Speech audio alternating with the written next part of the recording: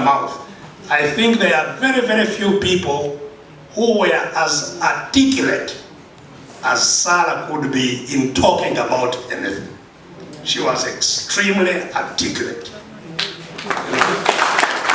And when they talk about her being intelligent, you could tell it from that. She was a genius, actually. You know?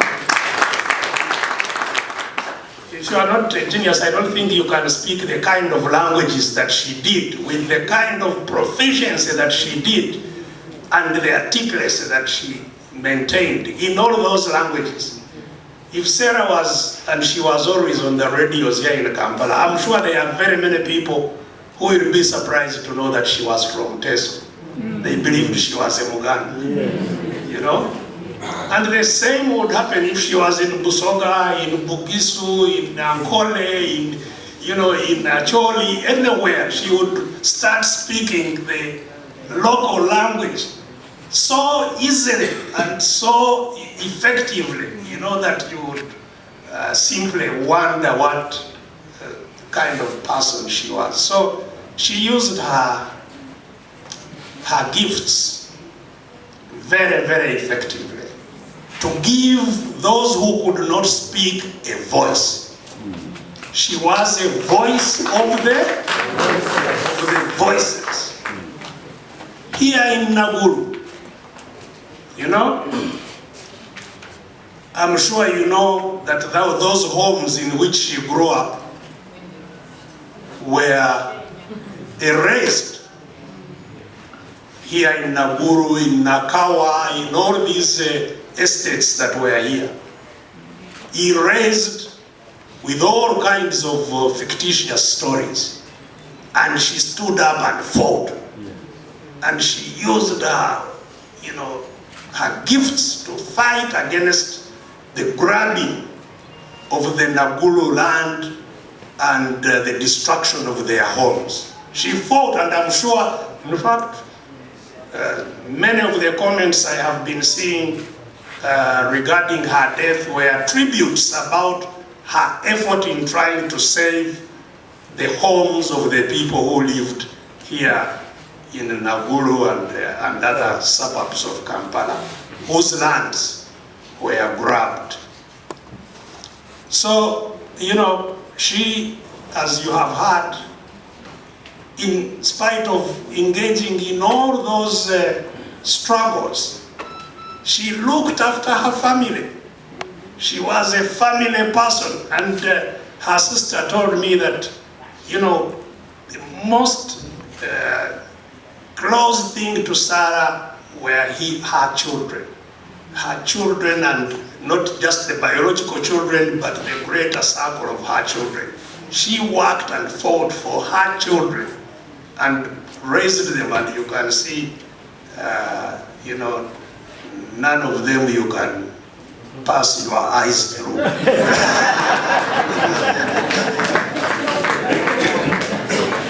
So, you know, and you know, so using one's life for the benefit of your own, but also for the rest of society, is going to be her, I think, undying legacy. Because, you know, you may build golofas, so many high-rise buildings, but you don't know who will own them tomorrow. You may amass a lot of money, but you don't know where it will end you. But service to others, you know, the Lord we believe in, Jesus Christ, I don't know whether he had a house. Did he ever build a house? I don't. I don't know how. I think there were no banks then. I doubt that he left any money anywhere. You know that. But the legacy of that service lives on and even expands more than 2,000 years after she was here. So I think there is no regret in Sarah's use of her life in serving humanity. And in concluding my remarks, I would like to really invite all our colleagues to ensure that Sarah's life and many of our other colleagues' lives which have already expired in trying to cause the changes that we want in this country, that we don't let their effort die in vain.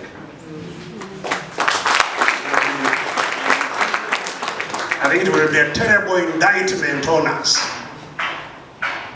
if the effort, and we've lost, so many, courageous, focused fighters. People have sacrificed immensely, We've lost, and from our top leaders to the middle cadres to the ground foot soldiers who have been in this struggle and have not seen the fruits of this struggle.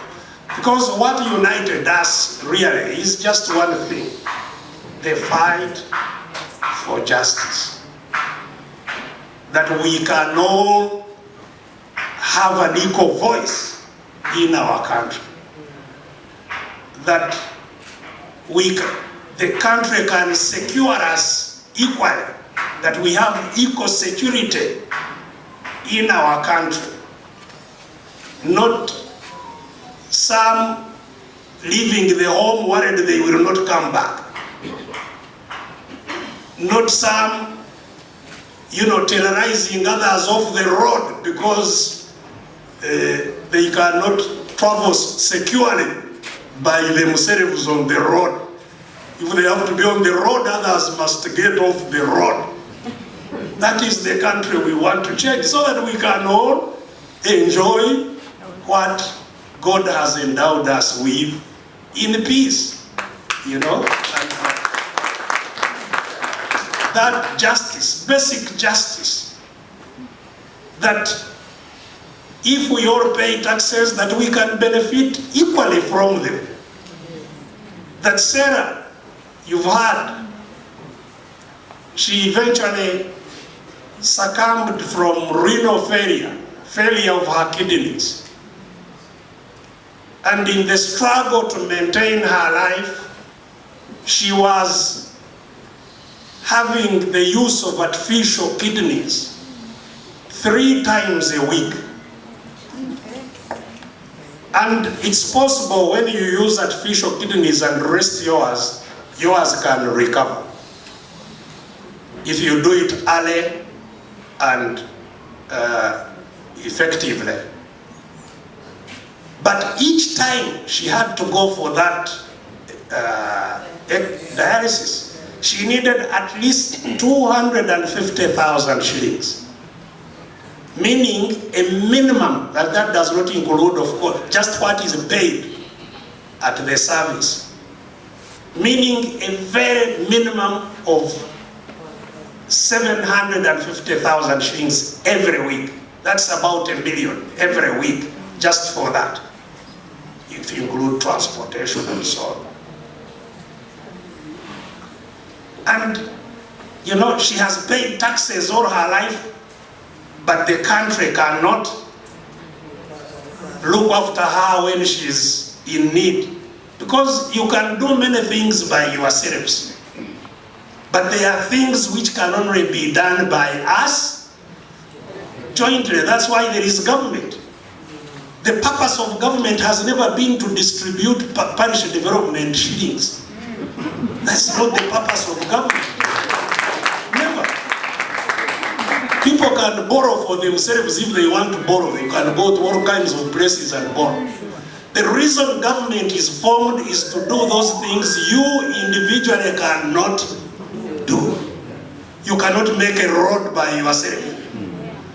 You cannot have an education system by yourself. So public goods is the role of the government, you know, which really means we simply have no government. That's the test.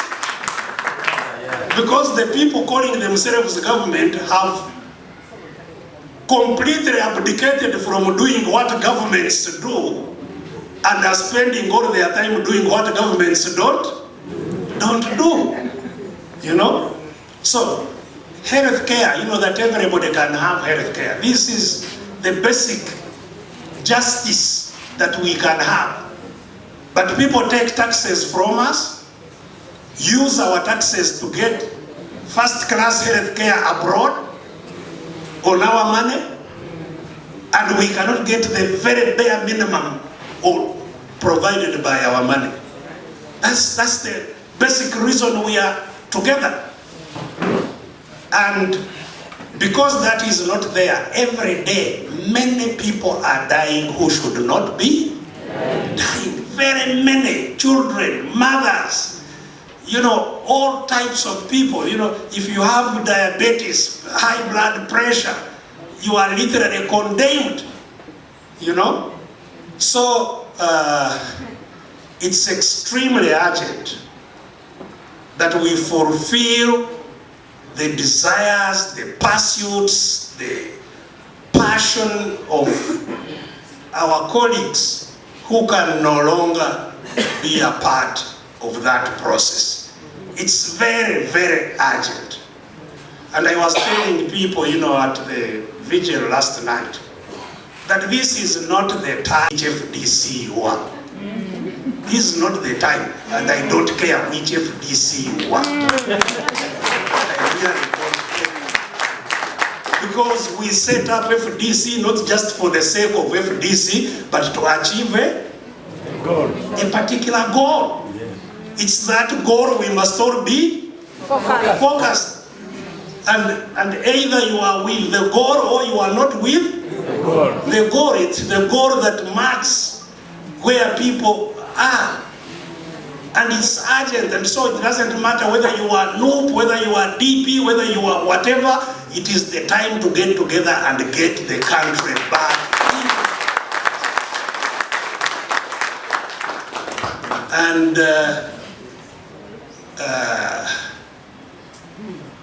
I can only pledge to Sarah that my own life will be there to achieve that for as long as it is still here. And we will commit it to the fullest to achieve what is there.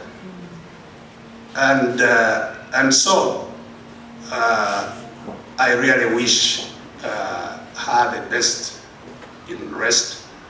But maybe before I go down, I think it will be injustice also not to recognize that Omulodi Salongo Erias Lukwago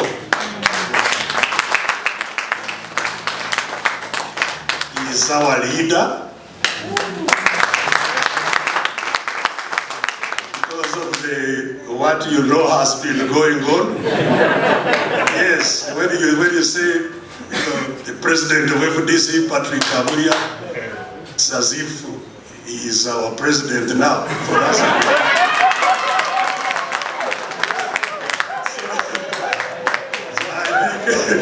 I think that is justice also to say what the reality really is. Thank you very much, Father.